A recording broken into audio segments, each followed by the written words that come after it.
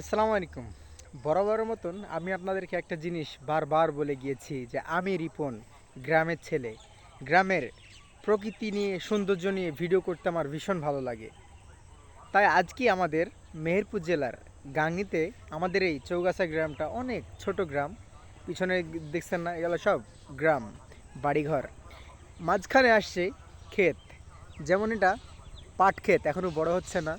আমাদের ছোট গ্রামের ছোট স্কুল পিছনেরটা, ঠিক আছে। আর এদিকে পুকুর, নদী নালা সব কিছু নিয়েই মোটামুটি আমাদের মেহেরপুর জেলাটা অনেক সুন্দর।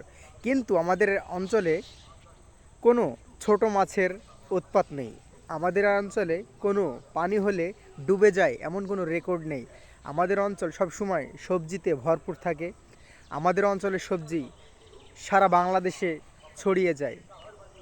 আমাদের অঞ্চল খুবই ফেমাস একটা অঞ্চল মেহেরপুর জেলা, যেখানে আমের কোনো তুলনা নাই, যেখানে আম ভরপুর পাওয়া যায়।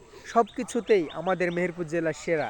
তাই আমি বলবো, মেহেরপুর জেলাতে এখনও আপনারা যারা আসেন নাই তাদেরকে বলবো অবশ্যই মেহেরপুর জেলা ঘুরে যাবেন। অসংখ্য অসংখ্য ধন্যবাদ আপনাদেরকে।